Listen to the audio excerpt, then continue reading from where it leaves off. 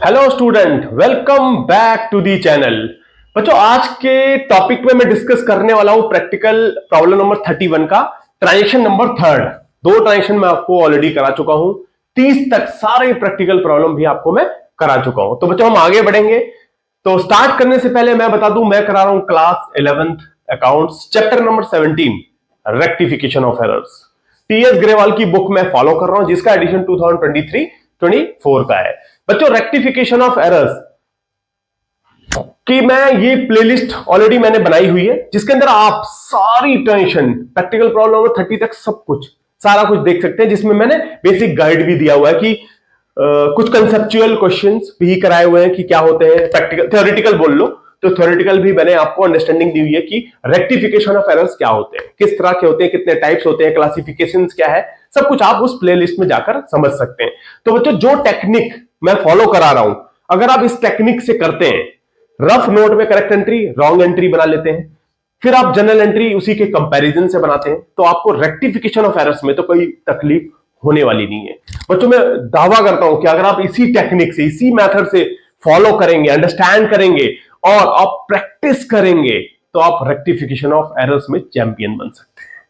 तो बच्चों, आइए आगे बढ़ते हैं, देखते हैं ट्रांजेक्शन नंबर थर्ड में 31 की प्रैक्टिकल प्रॉब्लम नंबर 31 में ट्रांजेक्शन थर्ड में क्या ट्रांजेक्शन दी हुई है और किस तरह की ये गलती हुई है। देखिए बच्चों, rent of proprietors residence, rent of proprietors residence ₹6500 debited to rent account.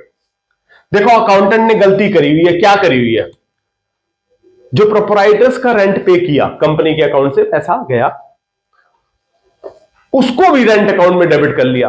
तो बच्चों, समझने वाली बात यह है कि जो बिजनेस नेचर की खर्चे होते हैं, बिजनेस रिलेटेड खर्चे होते हैं, रेंट, सैलरी, एक्सपेंस, जो भी खर्चे होंगे, आप उसी को ही डेबिट करते हैं बिजनेस में।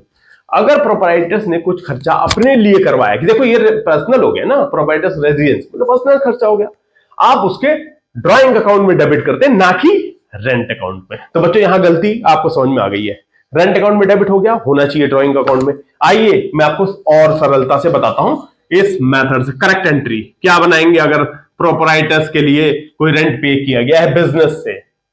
आप करेंगे ड्राइंग अकाउंट डेबिट 6500, होना चाहिए था to cash.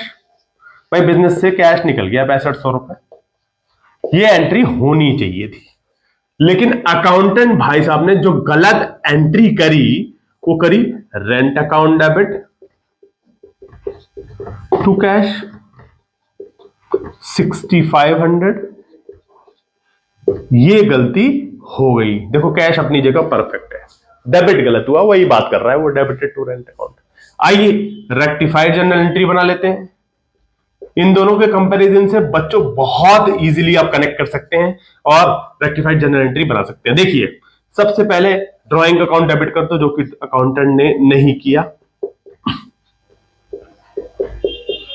6500 to rent account, ये गलत डेबिट हो गया, आप उसको क्रेडिट कर दोगे नलीफाई करने के लिए।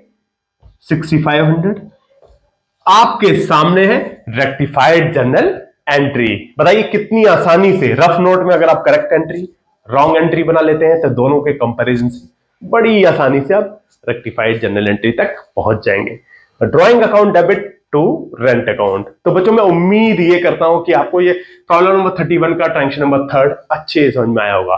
तो please like, share and subscribe. Thank you, thanks for watching.